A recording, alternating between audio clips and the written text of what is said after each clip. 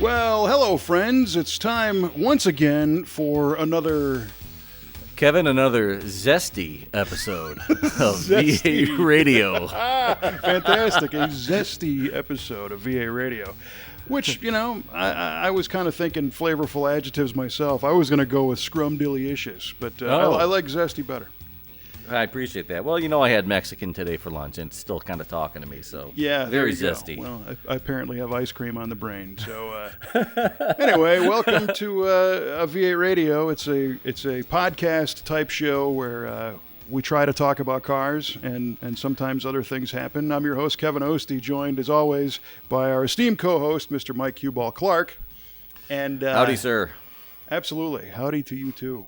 Mm-hmm. And howdy to everybody around the world. I've been noticing, interestingly, a lot of listeners in Australia, a lot of listeners in Canada, of course, the United States. So we welcome everybody who set aside time in their day. like that's what they did. Of course they did. It's like those pictures from the 50s where they're all sitting around the radio, you know, in the living room. That's what I envision every time the show comes out. Yes, the big Zenith console. Everybody's sitting around. That'd be perfect. And we start the show off with an automotive trivia question. And it's fun. Sometimes it's educational. It's really just a bribery move to give something people to listen to the whole show so they can hang out to the end to hear the answer, you know. Mm-hmm. Because we don't know where this is going. Have you prepared a trivia question? I have prepared a trivia question. I cannot confirm its authenticity, but it's a good question nonetheless. Works for me. All right. And here we go.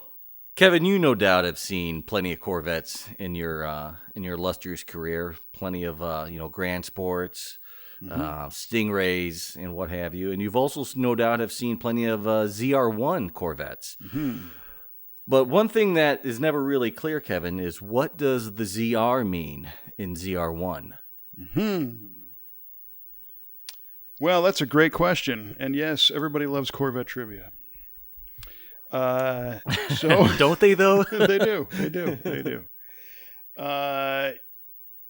That's a great one. So I'm gonna just kind of go out on a limb and say the ZR because I truly don't know, but I'm gonna say the ZR harkens back to our friend Mr. Zora Arkus Duntov, who was a brilliant engineer who came to Chevrolet with the goal of advancing the Corvette program. Him and his brother used to make the Arden cylinder heads for Ford flatheads and all kinds of cool stuff. So maybe it's Zora Racing? ZR? Zora Racing. That's my guess.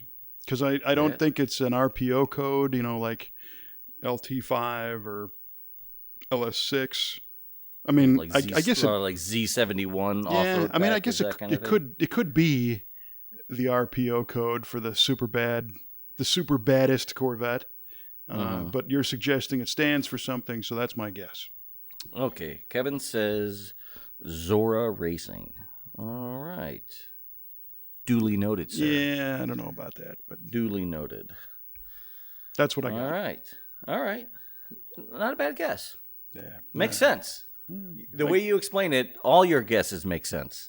Well, I don't just guess willy-nilly. I know. True. No, you definitely diagram the question. Maybe one day I just will willy-nilly a guess. That might be kind of fun. It works for me all the time. Yeah, well, if we had a running scorecard, we could see how well that truly worked. Oh, yeah, right. All right, so I'll reciprocate with a trivia question, and I think this came out of a recent episode of Muscle Car of the Week. We were looking at a car that had a factory AM/FM stereo unit and an 8-track player, and we tend to call those things out because, you know, 60s muscle cars, true ones, didn't have a whole lot of options, you know. Right. In fact, we were joking about the Hemi Dart episode where we mentioned that it doesn't have lane departure warning and, you know, guidance and all that kind of stuff. It's a Hemi Dart, for crying out loud. Right. And that one had no radio. But anyway, the AM FM radio made me think of something that I used to have in an 87 Oldsmobile. And it was AM stereo. AM stereo and FM stereo. Really? Yes. Oh, I know where this is going now already, just by that. Right in the toilet. So the trivia question is,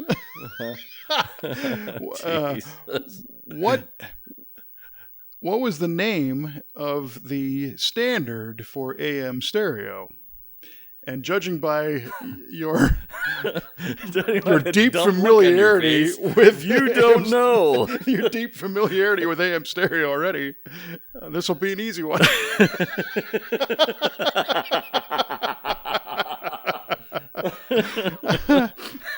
Really? Well, there goes that one. Yeah, and yeah, I'll even buy some time for you. Apologize to our listener.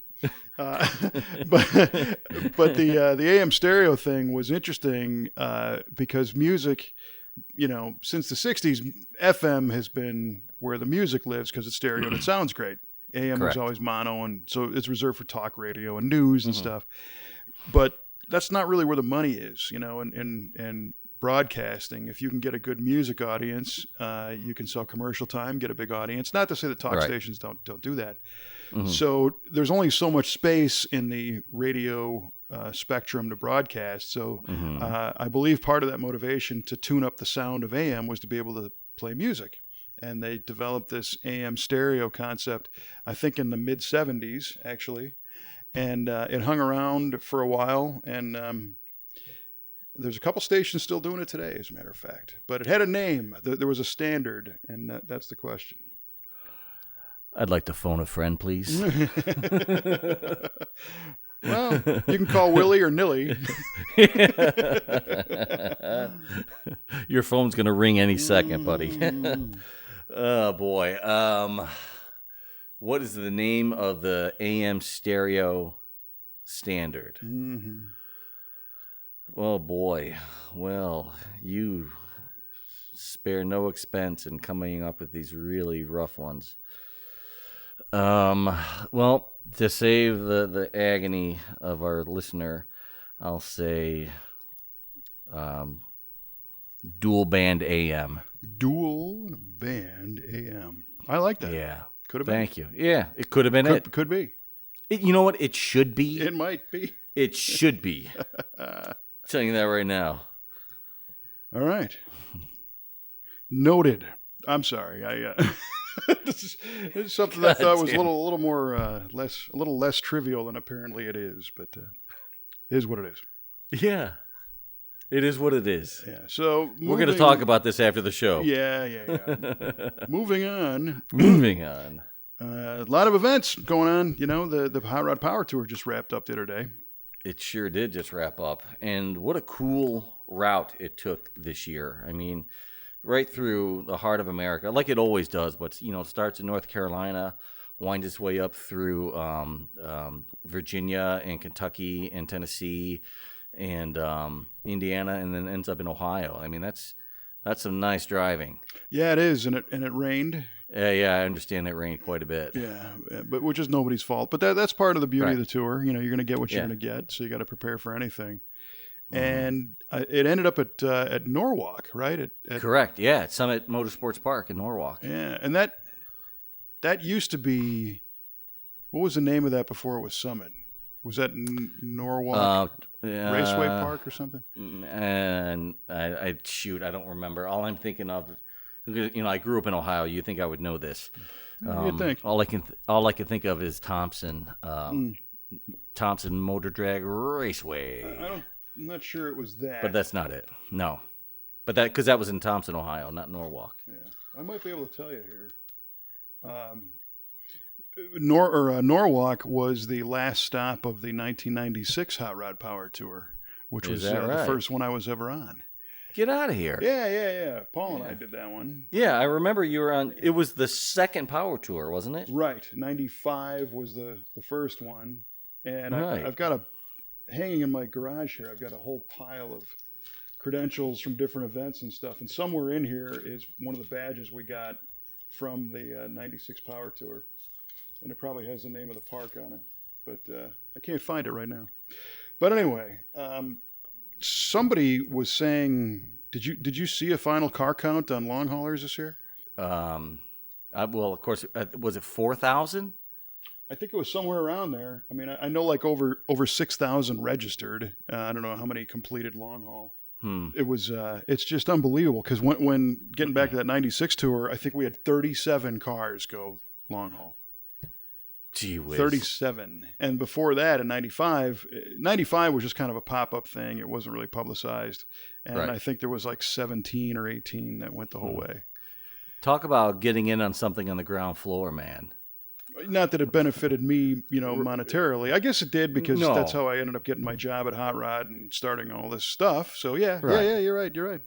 Plus, I mean, it's cool. Yeah, so many cool stories that you've told on the show as well, and you and Paul and the driving that junk pile Cavalier, and everybody signed the hood. So that's beautiful. Game changer for us doing that, and today there's probably 100 cars that get signed this, now. Oh, for sure. Yeah. For sure. And Paul was number 1. That's crazy. How about He that? should still have that car. At least have the hood clear coated and hanging in his garage. Somewhere we have the clear plastic trophy of the best beater. Is that right? I think he's got that still. And we have a few pictures of the car. So there is some memories of that thing. The car is long gone, but Yeah. Summit Motorsports Park, formerly Norwalk Raceway Park and How about that? Norwalk Dragway. so I was right. Yes, sir, you were. As always. God dang it. Trivia question, my foot. Uh-huh. Yeah, that was fun back then, and it's fun now. It's just such a different experience now. And I got to tell you one thing that's a little bit surprising to me. So I did it in 96. I did part of 97, did all of 98 when it was East and West. I did all of 99, East and West. I did 2000, 2001, 2, 3 as an employee. So I was kind of cheating a little bit. But still tried to bring my own car when I could and all that kind of stuff. And 96 and 7, I was a spectator like everybody else. And it was neat because you got some swag. Some people gave out some T-shirts. I still have some. Mm-hmm. I have my 96 long hauler T-shirt. I have a Boyd's shirt. Really? Yeah, I've got something from Split Fire Spark Plugs. Nice. And Kelly's like, that shirt's 25 years old now. It's maybe time to let it go. Nope. To which I say no. No. I still have T-shirts from when I was in the Air Force. There you go. Yeah. They're And important. they sure as hell don't fit, but I still have them. Yeah. I can still get these things on. Not that I would wear them in public, but I can get them on. But, they invented more and more things, tchotchkes and swag items to give away. And the latest round, I'm going to say in 98 or 9, they came up with the magnet collection, in which at each stop you'd get a magnet, and then all of a sudden they would be pieced together to make something cool. As Mike opens up the GTO and busts out my magnet, 2010 magnet of the state of Iowa. Fantastic. That's right. But look, it's got a GTO on it. It does have a GTO on it. Yeah, even the right year. It's a gold 66. Oh, 66. Yeah, cool. Yeah, Newton, Iowa, at the Iowa Speedway. Yeah. So somewhere I have, right over there, I have a map of the United States magnet set with all the magnets on it, from right on. participant. Yeah, it was cool. And this year, Holly sponsored a big part of the tour, and they had our friend Brian Stupsky do the artwork on the magnets for the long haulers for each state, and they are so cool. Oh yeah, because his ability as a designer and an artist is insane, and it's kind of it almost looks kind of like a roulette wheel with cars around it, and all the different states. But what I find interesting, I mean, it's a super cool thing, but because we have social media now and people can communicate much easier, we're seeing a lot of people that didn't get all their magnets, and you would think that that's the only reason why they went. It's amazing what can set somebody off. Yeah, and it's like, hey, I was there and I didn't get my magnet, and this guy's got 2 of them, and he's got my magnet. Yeah, really, and it's like, really, that's what's stuck in your craw. Right. That's the problem. Okay. Yeah, and these people are going back and forth, and it's like, you kind of forget the purpose of being on the road and hanging out with cool people and seeing cars and seeing the great USA. And that beautiful drive that you were talking about, and they're all torqued off about the magnet. So I don't know. Yeah, first world hot rodder problems, I guess. Totally. Because I honestly I met people on that first '96 tour that I still talk to today.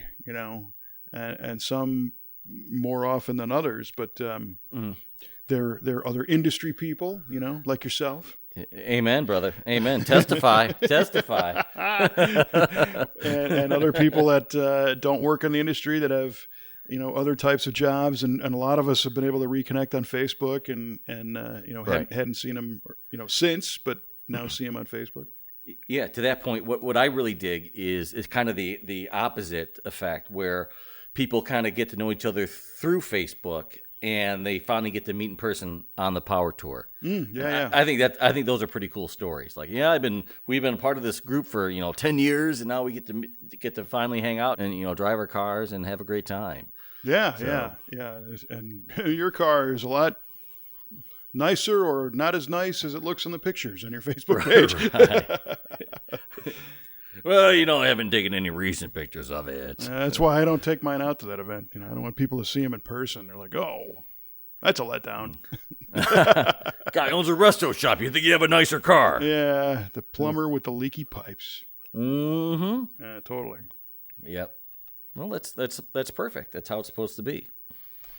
But that's cool. That the other thing that I noticed right out of the box was, unfortunately, a couple of cars got lifted. Yeah, right the away. first night, 5 out of a hotel parking lot. I heard. Not cool. Yeah. So what I will tell people is, and it's something that we do in our own shop. There's a GPS device called the Tile. It's just this little plastic chip keyring thing. Yeah. And we put them in all of our customers' cars that stay there, so that if anything happens, we can track them. And you could just tape the thing to the back glass, and nobody's going to look for it. Nobody knows what it is. And it's like $20. And there you go. So I saw pictures of people that were chaining their cars together on power tour. Holy cow. Yeah. And some kind of ridiculous. That's pretty heavy handed. Right. And it's like, I mean, I get it, but there's better ways. Right. There's a guy on this Pontiac, on the Performance Years Pontiac forum that I'm on. He will actually sleep in his car when he's on the power tour. Mm-hmm. And he says, I recline the seat. It's comfortable. Everything's fine. Never had my car stolen. Right, because nobody wants to get near it because of the smell. Whatever works, man. Whatever works. There used to be kind of people would trade off nights. If you had a group of people and you're all going to the same hotel, one guy might stay up and watch the parking lot that night, and then be a passenger the next day, and somebody else would do it. Which isn't a bad idea. And you're in the parking lot half the night anyway on those events, hanging out. Right.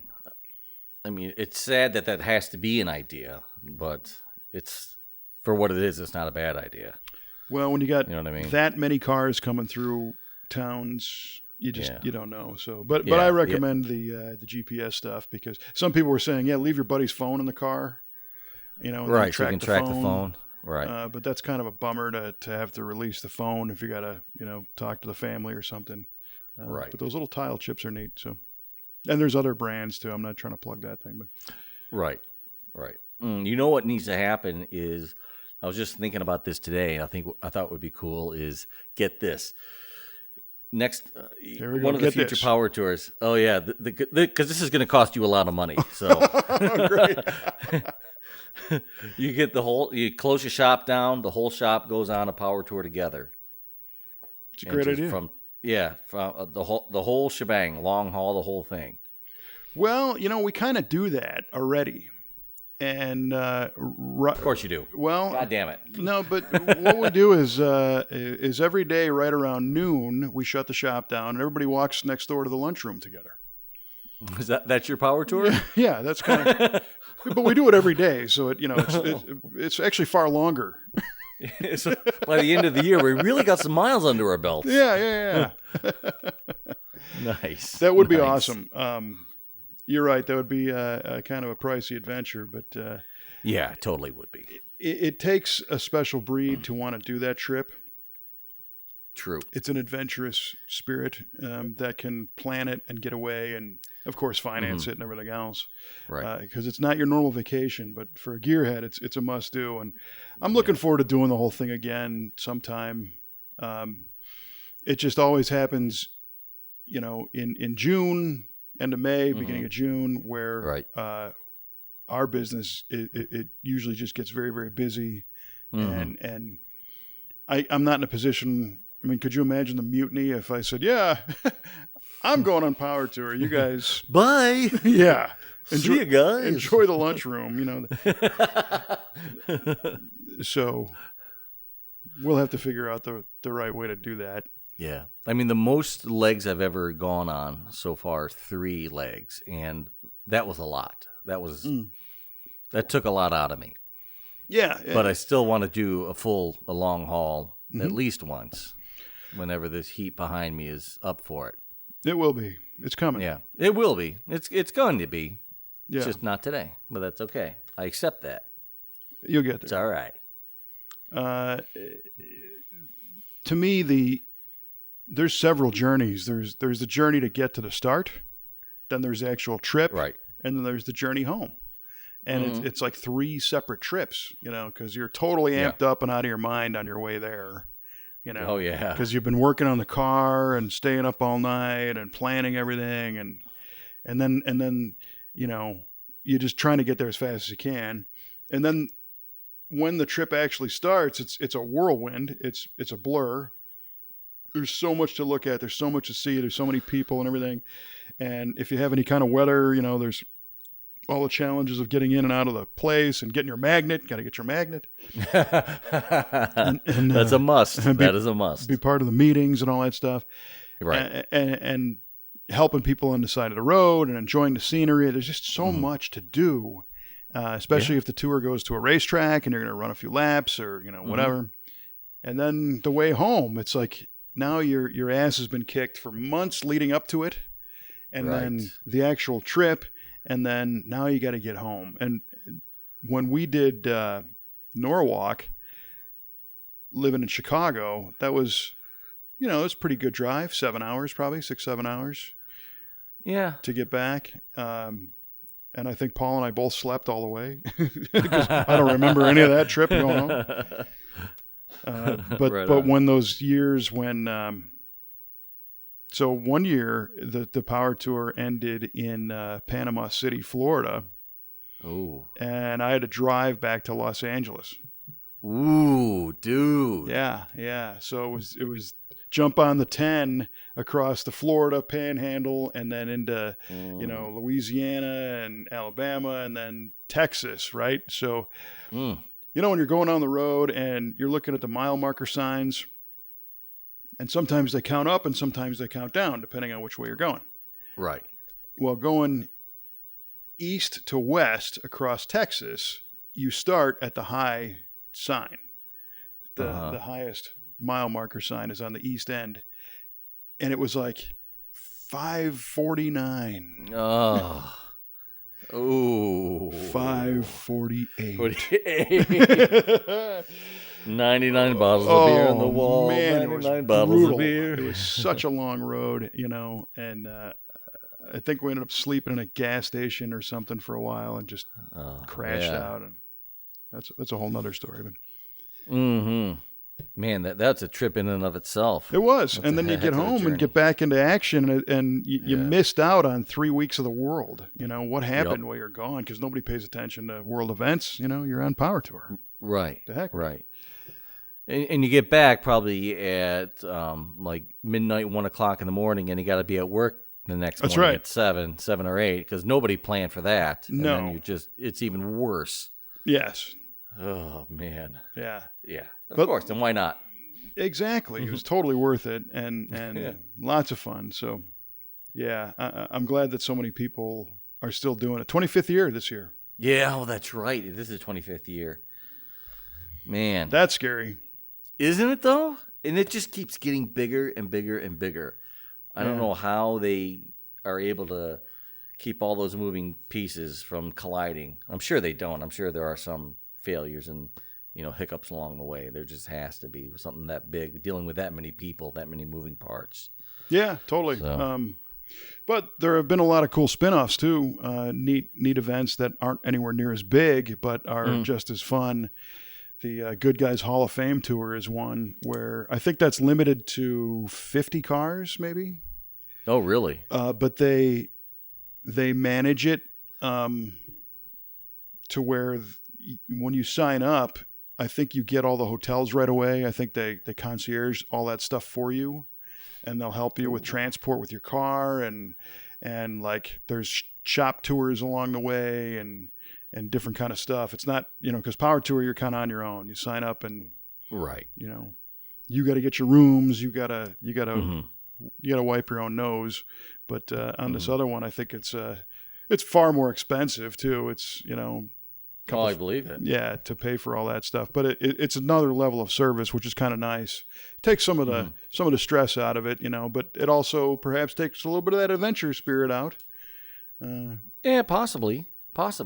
Yeah, that'd be neat to try. You also have the Bandit Run that goes on. Yeah, I think that's kind of a bit of a Power Tour-esque event. Of course, it's just going more from Atlanta to Texarkana. That's it. Yeah, go get some Coors. That's it, man. Get some Coors. Yeah. Bring it back over. Well, there's a lot of different road trip type events that that don't even exist yet that I think would be kind of fun to do. To me, though, just getting out on the road on its own is fun. That was in our bucket list thing of, I was talking about driving Highway 50 just to go do it. Right. And even if it was just a couple of cars, by yourself, you'd have that real impact of, yes, I'm on the loneliest highway by myself. But we'll see. Yeah, that'd be dynamite. Yeah, absolutely. So straight out of Power Tour, coming up into DuQuoin for the Street Machine Nationals. That event is coming up this weekend. Kelly and I will be down there, and I think maybe some of our guys, our team members, might be going. We're not having quite the presence that we've had in the past. We don't have. Our business is kind of strange because it's like we build cars for customers. And, of course, the minute the car's done, they want it back, Sure. And some shops actually have agreements where it's like, no, we're going to hold your car for 3 months and tour it around and, try to get business or whatever. And I just don't think anybody likes that as a customer standpoint. If your car's done, you want it. Right. I mean, the customer needs to agree to that beforehand, though, don't they? Oh, yeah, definitely. Yeah. But I think it's different because in the very beginning, when your car is... You're just starting this project, and the shop's like, yeah, well, then we're going to tour it around. You're thinking, yeah, cool, great, yeah. And then you're waiting however long it takes to build, and it's like, is my car done yet? Is my car done yet? Is my car done yet? And then it's like, yeah, it's done. See you in 3 months after we get done having fun with it. And it's like, oh. Yeah. I always wondered about that. I'd see some of those TV shows. Oh yeah, Overhauling was famous for it. Yeah, and you'd see, the car would be done, but then you'd see it parading around at different events, or maybe on some other show, and I'm like, how is that possible? I thought it was this other guy's car, but I mean, you just kind of, let the cat out of the bag, so to speak, and if it's arranged beforehand, then that's how it is. But it's kind of interesting. and Yeah, weird at the same time. the TV things, a lot of them have a network contract where, the network obviously wants to promote the show, and the best way to do that is have the car on the street. So Right. some of those people didn't get them back for a year. Whoa. Yeah, Ooh. yeah. I'd be But there's coming out other of my skin. people. Yeah, I know it's pretty intense. But there are Mhm. other people that don't mind a shop kind of managing their project. So for example, the Chicane 62 Chevy that Rad Rides built for Billet Specialties, for Glenn Grosich, the guy that owns Billet Specialties. That car was done in 2003, 2000, Mhm. I think 2003, and I think Mhm. today it's still at Rad Rides. I think it just lives there. What? Yeah, yeah. They maintain it. It's there like all the time, and Glenn doesn't live that far Wow. from them, so he can just buzz down and pick it up and go. Oh, okay. But that's kind of their deal. So it's really nice to have this flagship car in house to show people all the time. Yeah. So that's pretty cool.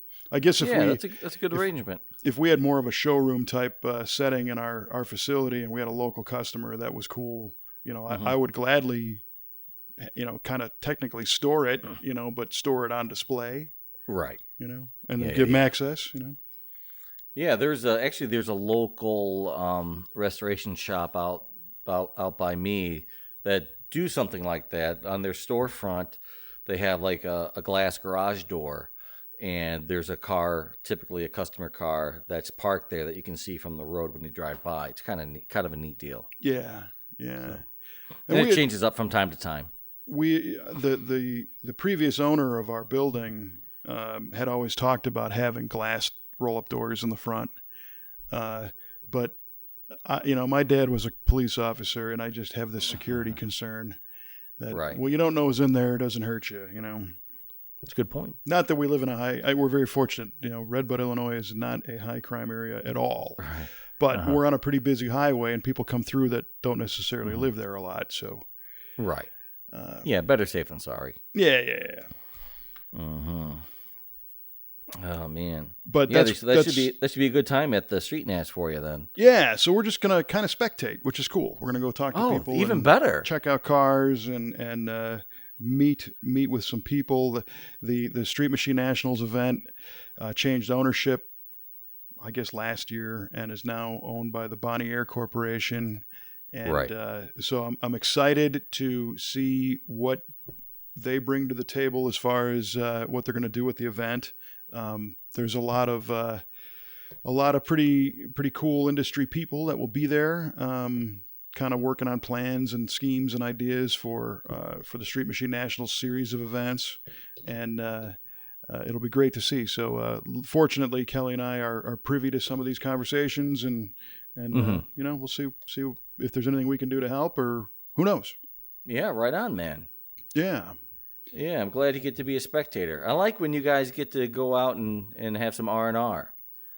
For as hard as you guys work, it's nice. It's a nice respite, I'm sure. It is, and it's funny to go to a car show as a spectator and not have to worry about, keeping the customer's car polished up and presentable and, safe and secure and all that. Kind of the cool one is that at Good Guys Columbus, which is coming up in July, they're doing a 69 Camaro anniversary display, and it's a big invitational of significant 69 Camaros. And the Comp Cams Camaro that we built a few years ago is one of the cars that's going to be in it. Sweet. It is sweet.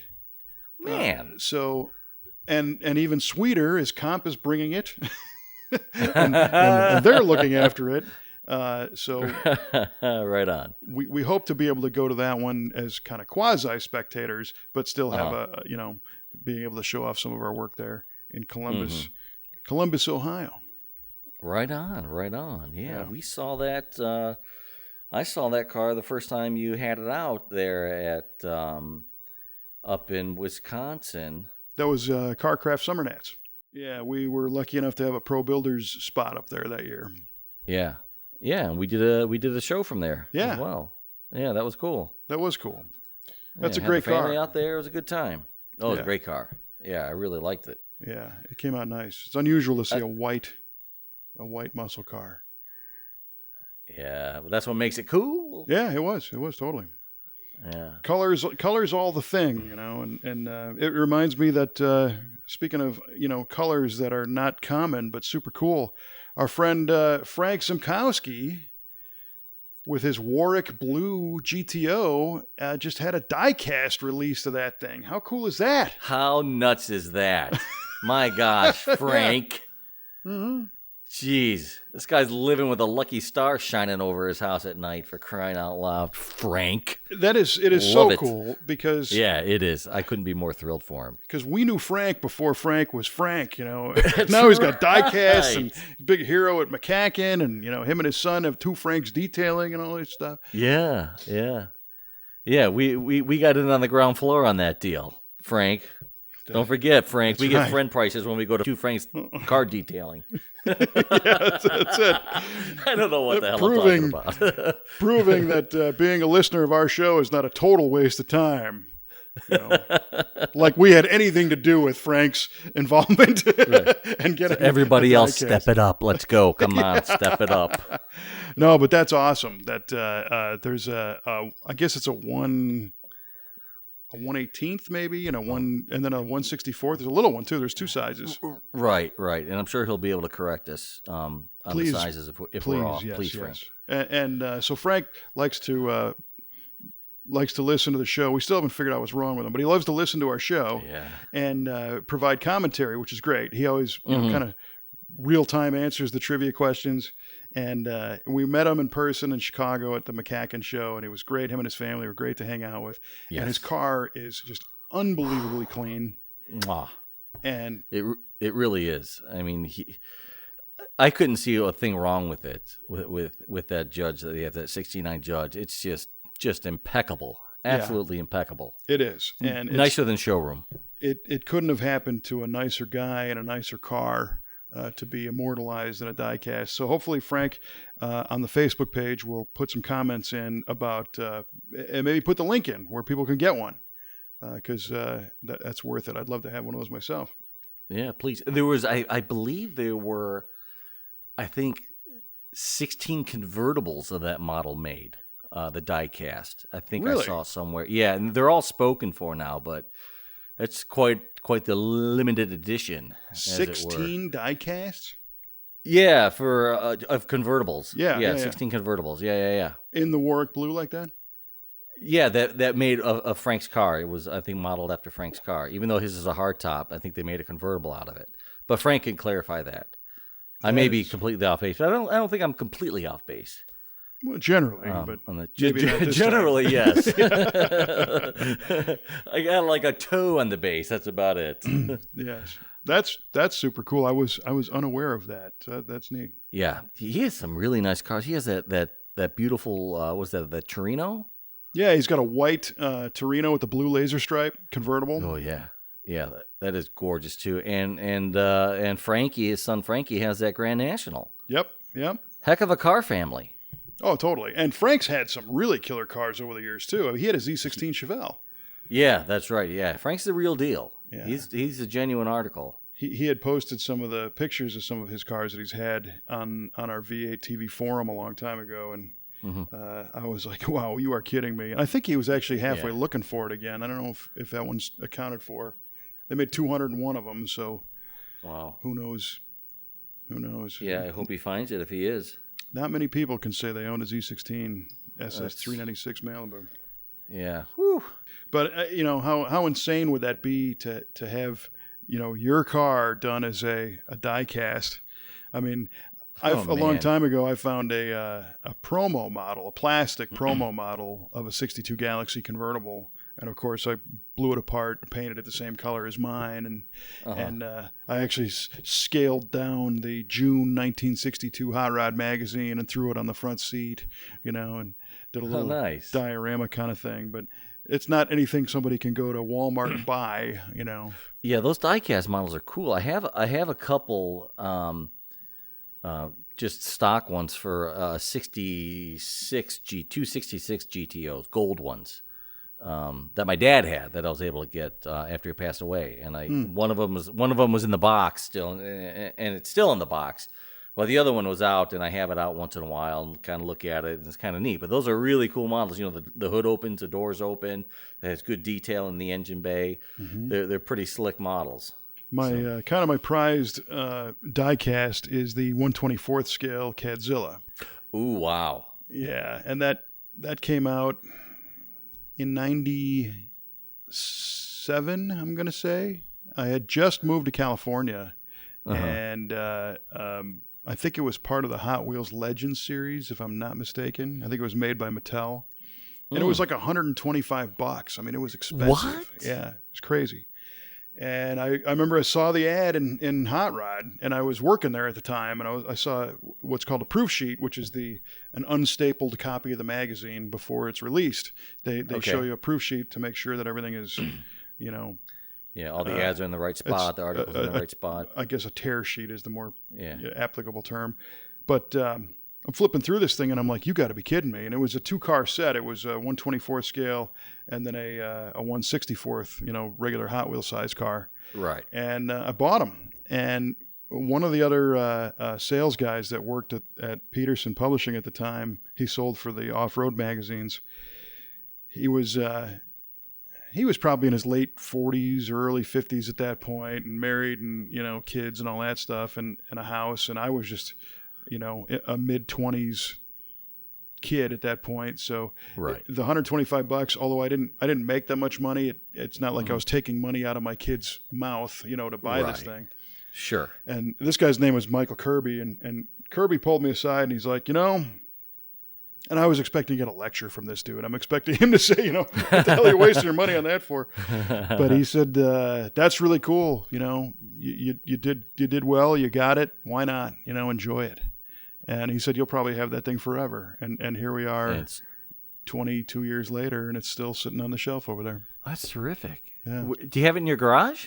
No, it's in the house, but I'm thinking as my garage evolves, maybe I should make a little display for some of the diecast stuff. Yeah, maybe. I'd love to see that. Next time I'm out by you, I'd love to take a look at that. Yeah, it's cool. Unfortunately, I think it needs a bath. I think it's kind of dusty. It wasn't in a case. It was out is for that a long right? time. So I'll call two Franks and have them take care of it for me. There you go, Frank. You just got more business. Congratulations. See? Being a listener actually pays dividends. How about that? That's an overselling adjective right there. Oh yeah. But I think it's pretty cool that Frank and his son Frankie, are both into the hobby. You mentioned, your dad had the GTO before you, and in my case, my dad bought a '62 Galaxy and bought this same car that I have now, and I ended up with it, and we just passed Father's Day, and there was a lot of the Father's Day shows, right? Going around, and I often wonder about, is that father-son thing continuing on with today's cars and today's kids? I don't know. Well, it certainly is. It seems to be with Frank and Frankie. Mm-hmm. I mean, that kid seems to be all into it. So there's a lot of hope still, I think, for the hobby. And maybe different cars as these kids get older. But as long as they're still in it, and in the hobby, they see cars as not just a means of transportation, but a statement of oneself and a true art form. I think the hobby's in good shape. I think in Frank and Frankie's case, Frankie's got a super hot '86 Grand National too. I mean, it's not. It's true. It's not a Hyundai. It's tough. It's tough not to be a car guy with that at your beck and call. Yeah, I'll tell you what. But it's really something how. Our dads have done really influence how we see cars. Because, my dad had that 65 GTO, and had I not seen that picture when I was a little kid, if he had a Falcon, maybe I'd love Falcons. Maybe I'd be a Mustang guy. Who knows? Mm-hmm. But Or it could be a genetic thing where he really dug the styling cues of the Pontiac, how they were back then, and it really resonated with me as well. And I hope that does, like you said, I hope that does continue with younger kids today with their fathers or father figures or whoever is influencing them towards the car hobby. Well, I mean, your daughter is now driving, your oldest, so she is. Yeah. Is she into Chevy Cruises now? No. But I'll tell you what. They've never really shown a ton of, when they were little kids, toddlers. They really liked the GTO, and they call it Daddy's golden car, and they liked riding in it, and it was cool. And unfortunately, since it's been kind of belly up for so many years, they really don't seem like they're really into it. But my wife was actually, great timing. My wife was telling me a story last night. She was taking my daughter Grace somewhere, our older girl, the one who's driving, and they were coming back, and my wife says, there was like some 65 Mustang-looking car, red with the white stripes down it, and it was driving the opposite way, and Grace turned and says, "Ooh, that was a cool car." Nice. Thank God, there's hope. There's hope. Yeah, right on. Oh, so that made me feel good. It made me feel real good. So just got to work on the other one now, the younger one. Yeah. Well, I mean, I think you're right. Once the GTO becomes something that is, not just in the way and not a big shelf. Right. And an animate object again. Right. And it's going to make all the difference. I mean, in my case, it's pretty cool because Kelly and I don't have kids, but Kelly's niece, our niece, Brittany, is now 19. She's going to be 20 this year. And for whatever reason, she took a big shine to my 70 Riv. And she loves the car.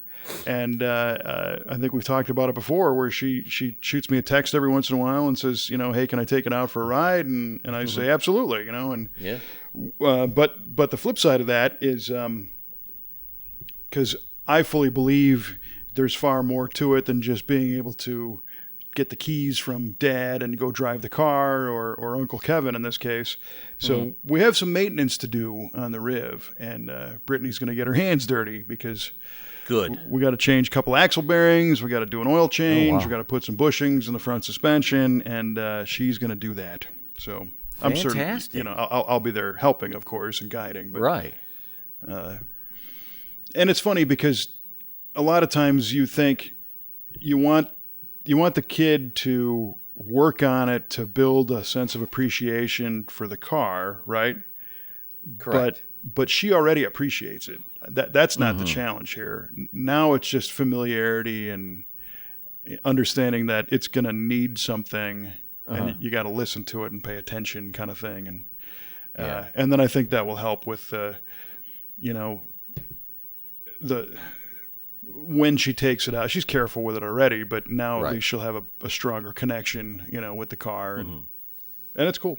Yeah, that is cool. I mean, I think she'd really appreciate being given the opportunity to really participate in the maintenance and upkeep of that car, and kind of almost feeling like a little bit of pride of ownership when it's all done. Yeah. Even though it's actually not her car, but she'll have an emotional attachment to it where she really digs taking care of it, and I think that's fantastic. Well, and that's the goal, because like now so my brother-in-law John, he works on cars all the time, and the two of them, her daily driver's a Honda, and John's a phenomenal crash technician. He bought this thing wrecked, and they straightened it out and painted it and everything. Wow. Oh yeah.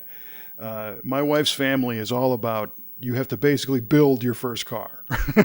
All right.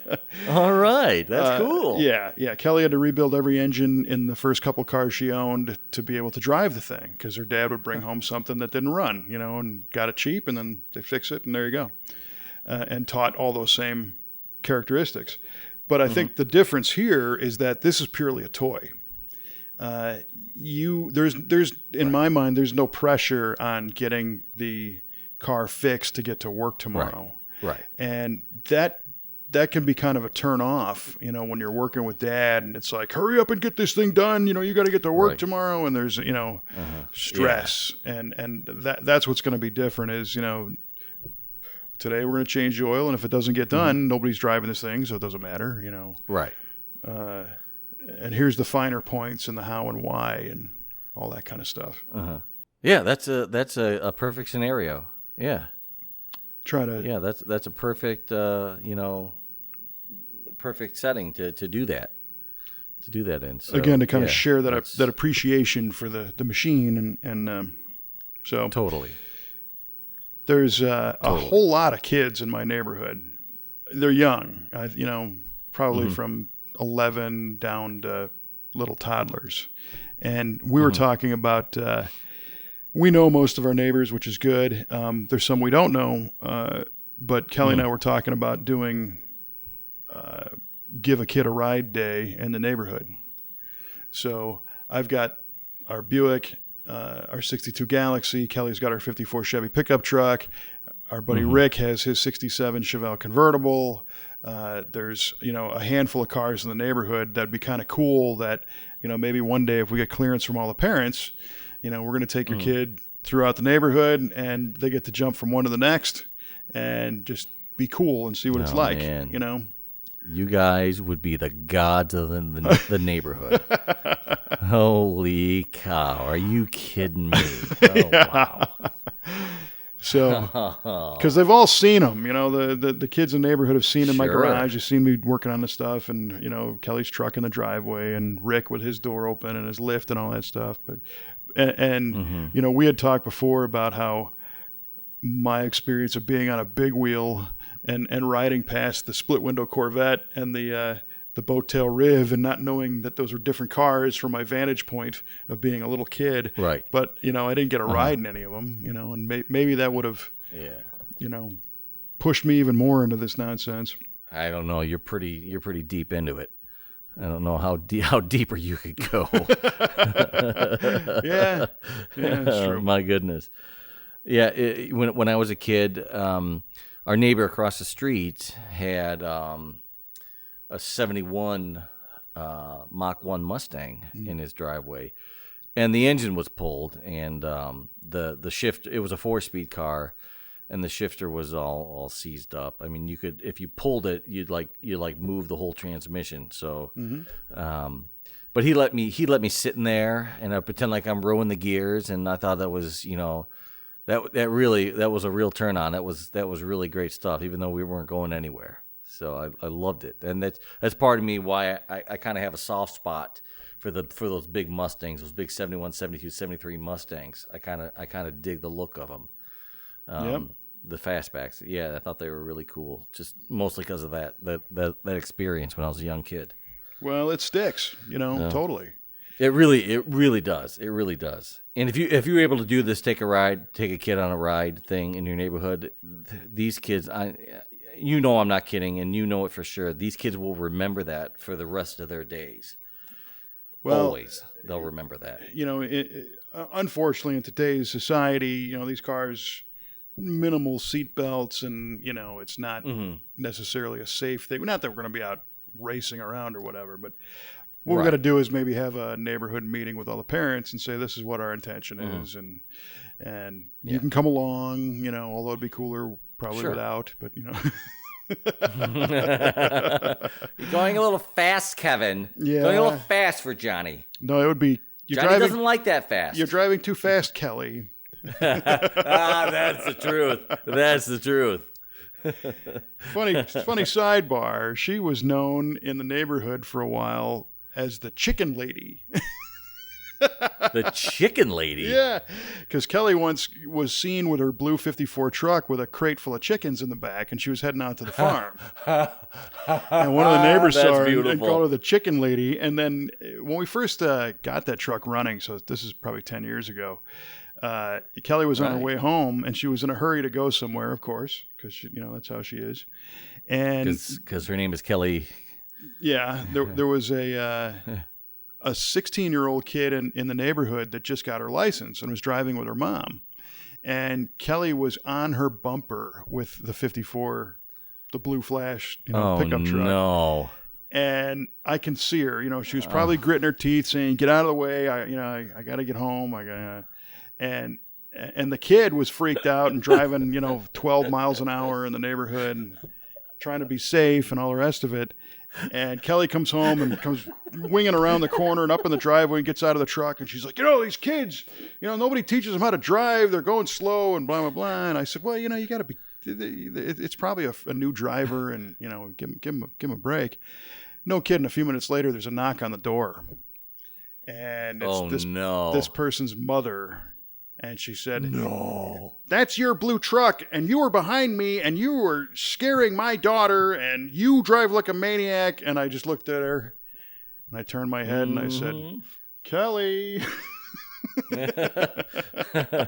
You're absolutely right, ma'am. That was atrocious. Kelly, come over here. That's right. And it wasn't me. But no harm, no foul. Oh, my goodness. And, we had a neighbor in the neighborhood here who he used to have pretty cool cars. He had a 71 Chevelle, and then he had a 69 Camaro at the same time. And he used to have this red rubber ball.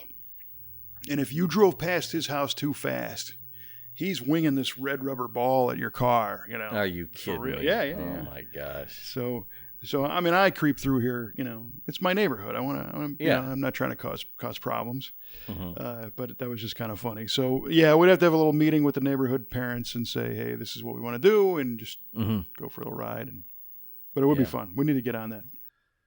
I really think you should get on that. I think that would be a landmark thing to do in that neighborhood for these kids. That would be just fantastic. I wish people around here did that for kids. Well, you just go ahead. Maybe when I get this heap running, I can do it. I was just kind of thinking that. Maybe you just need to write that down on your list of things to do with the GTO. And I'm sure your daughters have friends in the hood there that, you probably know all the neighborhood kids too, right? I know a few of them, Yep. So I think it's a little different closer to where you're at, because you're still a good distance from, the city of Chicago, but you're in one of the distant suburbs. I'm in a rural community here where everybody seems to know each other. So it's kind of a different story. I don't think I could have pulled this off in my neighborhood where I grew up. Although we knew our neighbors, but today, it's funny. A lot of people don't have any clue who they live next door to, unfortunately. But yeah, that's a problem. Yeah, I mean, we live in a development. There's, planned development. There's 900 houses here. So, of course, we don't know everybody. Wow, but it's sizable. But it's broken up into little neighborhoods. So the neighborhood I live in is called Ashby Park, and there's other ones. And you kind of get to know the people around you in the neighborhood, quote unquote, that you live in. And we're really lucky. We have really, really great neighbors, and everyone kind of looks out for each other, and they're terrific. And I know more than a few would really go for this take a kid on a ride thing. Well, and your buddy Robert's across the street, right, with the Galaxy convertible. Oh yeah, yeah. So he took it out for a spin yesterday. There you go. There's got to be a couple more cars. And his boy is. Yeah, his son, he has a son named Gavin. That kid is all into cars. And he just doesn't stop. Oh, he's great. He's fantastic. Right on. So, and he knows all kinds of stuff. He likes, I think he likes more exotic imports than muscle cars, but he's still into cars, and that's what's cool. So. No, they're cool too. I mean, I remember, in high school, I had a Lamborghini Countach poster on the wall. Countach poster. Hell yeah. There's a poster that I need to get another copy of. There was a bicycle made by the Klein Bicycle Company, Gary Klein. I think they were out of Oregon, perhaps. It was an aluminum hand-built, TIG-welded bicycle. Super expensive. And I'm talking, in 1987, they were like $3,000. They were just big money bicycles. And our bicycle shop in town sold them. So they had a couple of them hanging there. And a kid I went to high school with ended up buying one somehow. He didn't have the $3,000 one. And in fact, if you watch Seinfeld, you will see the bike hanging in the background in Seinfeld's apartment. Is a green Klein is it? Bicycle. Yeah.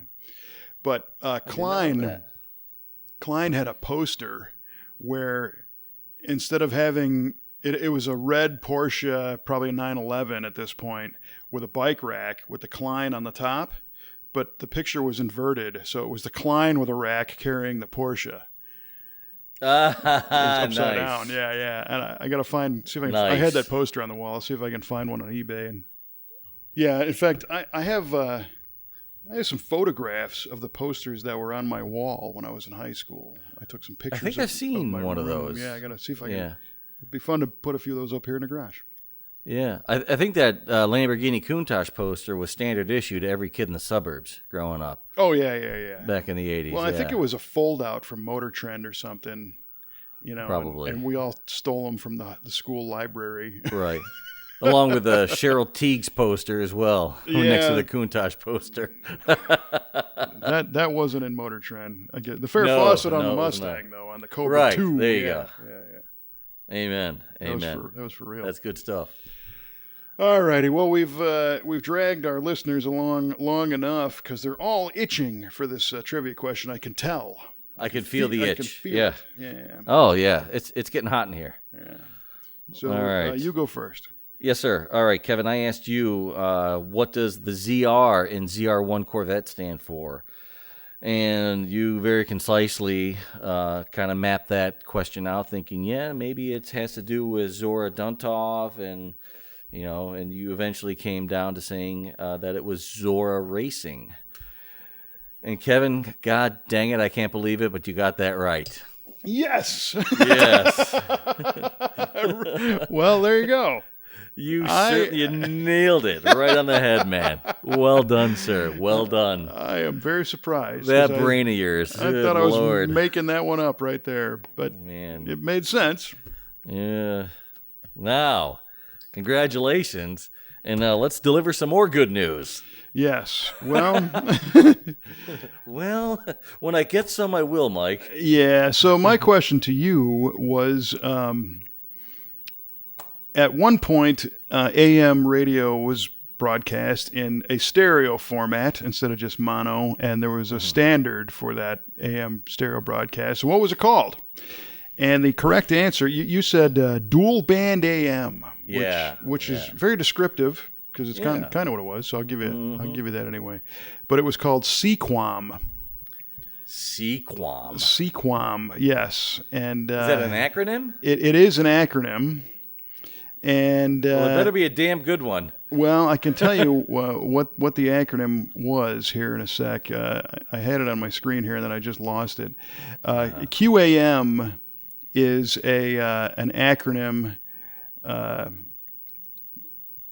called Quadrature AM Radio. QAM, Quadrature, and C stood for Compatible Quadrature AM broadcasting, and the whole deal was that there was 4 different companies that came up with AM stereo, but by the early 90s they landed on the CQAM standard, which was a Canadian standard that got put in. So anyway, I had an 87 Olds touring sedan, an Olds 98 Regency touring sedan that my dad, after he retired from the police department, got a job as the security and special projects manager for an insurance company. And one of the things he got to do was kind of maintain some of the executive company car fleet. Oh, cool. Schedule the oil changes and that kind of stuff. Right.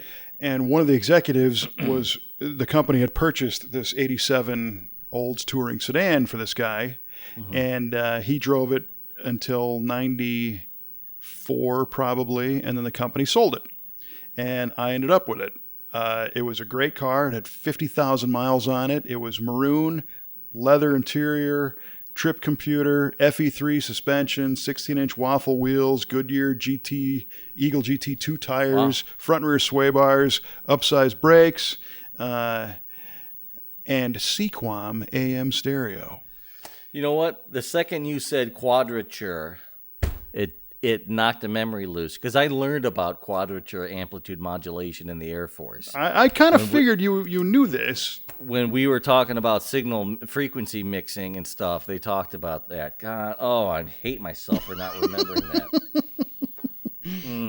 I should have nailed you to the cross on that one, but no. I thought it might have been a softball, but no, man. I mean, I forgot a lot of that that radar stuff from it was about 30 years ago, so it's hard to remember. Well, I believe WLS radio in Chicago still broadcasts in Sequam. I don't know if you can get a receiver. 890, right? 890 AM, yeah. Yeah. The big 89. The big 89, everybody. That's it. So news at 5 past the hour. There you go. The funny thing is that the Sequam concept, it has a problem with separation, and the channel, the stereo separation will pitch to the right channel for a little while, then it'll go back to the left, and it has a hard time staying centered. Kind of drift a little bit. It drifts back and forth. So people really, a lot of them hated it, and I remember when I got that car. That was like one of the first. I was like, "Oh wow, it's got the Sequam." I never even heard this before, so I was tuning in some AM stations, and I'm like, "Yeah, that kind of sucks."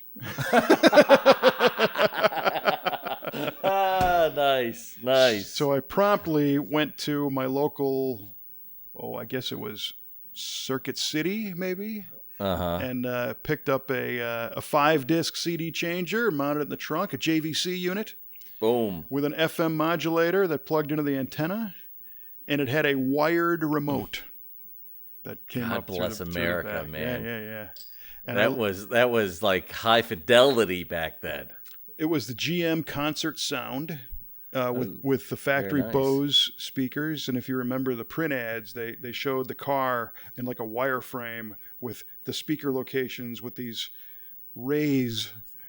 Radiating from each one, sure. And a wireframe dummy sitting behind the wheel, just bathed in stereo sound provided by Delco Bose concert sound. And of course, like everybody with a 6-disc changer, you put 6 discs in it, and then you never change them again. Never change them again. And you know the order of every song and every CD.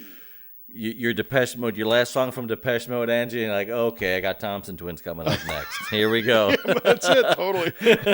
Because who's going to be driving on the highway and pulling over to get to the disc changer can't live like that, in the trunk? Because it had to be mounted in the trunk because somebody would steal it, you know. Exactly, totally. The kids today with your MP3s and your Bluetooth, I'm telling you. With your Apple Music and all that, good gravy. The only thing that's good for is listening to this show. It's excellent for listening to the show. Please subscribe right now to V8 Radio. It's zesty, if you will. It's a zesty show. All right. Well, this was fun. I think we covered some actual topics. Well, we did, yeah. And I dig that idea. You're motivating me to go take the kids for a ride safely in the neighborhood. So that's cool. Good. Yeah, they need it. They need it bad. This episode was good for the industry, for crying out loud. Yes. For our future. As a couple of industry guys, we really need this. Outstanding. Always good to talk to a colleague. Yeah, you know, rubbing elbows. Yeah, that's right, man. So, hey, we appreciate everybody tuning in. You can tune in on TuneIn. You can tune in on Google Play, of course, on iTunes. iTunes has been kind of interesting. We hit number 15 the other day. Yep, we sure did. The Stitcher Radio, Podchaser, I think we're still doing pretty good over there, right? Yeah, we're rocking it at Podchaser. Number 2. We own the place. Yeah, we own the place. Awesome, pretty much. Awesome. Yeah. And of course, the Facebook page and v8radio.com. I guess if you're hearing this, you know where to find us, right? So just keep doing that. Please, and thank you. Yeah. And we'll be back next time with more automotive nonsense on V8 Radio. For Mr. Q-Ball Clarke, I'm Kevin Oeste, and keep it over 100 this time. And that's right. We'll see you next time on V8 Radio.